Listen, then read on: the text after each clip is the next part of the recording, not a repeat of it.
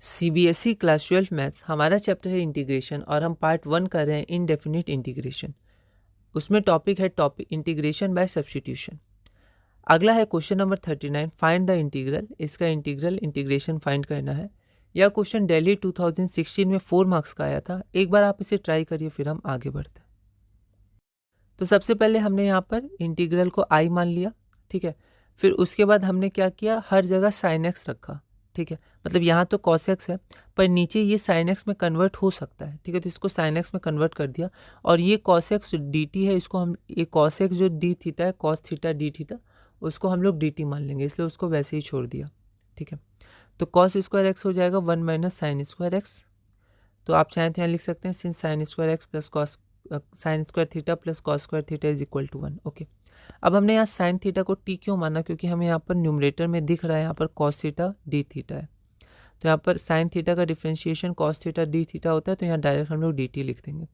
तो जैसे ही हमने साइन थीटा को टी माना तो ये वाला कॉस थीटा डी थीटा हमारा डी टी हो गया। इसको हमने इक्वेशन 1 में पुट किया तो हमारे पास ये इक्वेशन आ गई, ठीक है। अब इसको ध्यान से देखिएगा यहाँ क्या हुआ, इस इक्वेशन आई, ठीक है।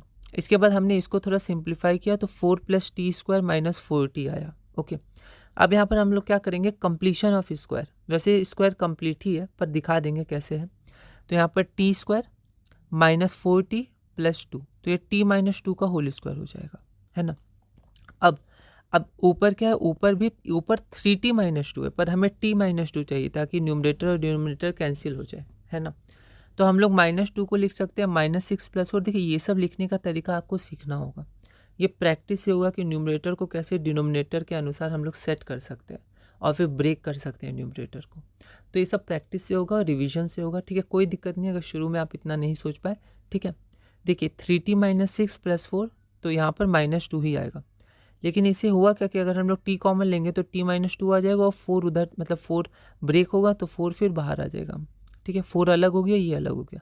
3 कॉमन ले तो 3t माइनस 2, तो यहाँ से एक कैंसिल हो जाएगा और नीचे आपका t माइनस 2 हो जाएगा और उसका लॉग में आ जाएगा आंसर, है ना।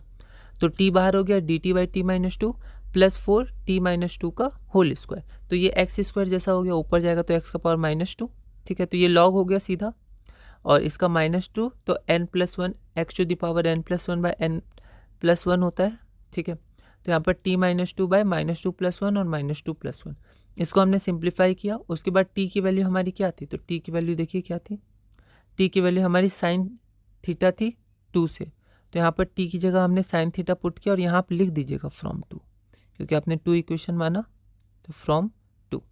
तो ये आपका आ गया और आर्बिट्ररी कांस्टेंट c, ठीक है। तो जब सारे इंटीग्रेशन सॉल्व हो जाते हैं इंटीग्रल्स, तो हम लोग c पुट कर देते हैं, इनडेफिनिट है। तो हमारा आंसर क्या आ गया, इंटीग्रेशन ऑफ दिस जो क्वेश्चन था is equal to 3 log mod sine theta -2 minus 4 divided by sine theta -2 plus c, जो हमारा रिक्वायर्ड आंसर है।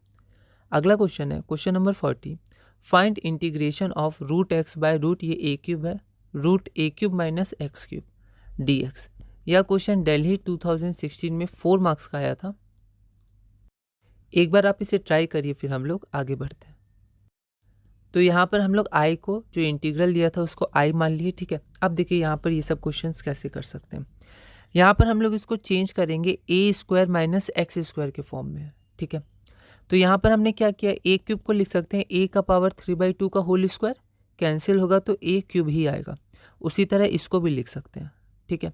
अब यहाँ पर हम लोग क्या करेंगे कि x to the power 3/2 is equal to t times a to the power 3/2 रखेंगे, ठीक है। हो सकता है थोड़ा नया क्वेश्चन हो पर कोई नहीं, ऐसे क्वेश्चन आप प्रैक्टिस करिए और रिवाइज करिए। ऐसा क्यों किया, क्योंकि जब हम लोग डिफ्रेंशिएट करेंगे तो ऊपर वाला रूट एक्स आ जाएगा, है ना। तो देखिए x to the power 3/2 nx to the power n-1 होता है डिफ्रेंशिएशन, तो 3/2 बाहर आ गया, ठीक है। और 3/2 -1 1/2 हो जाएगा। यहाँ पर a टू द पावर 3/2 आपका कांस्टेंट है तो बाहर आया और dt बाई dx हो गया।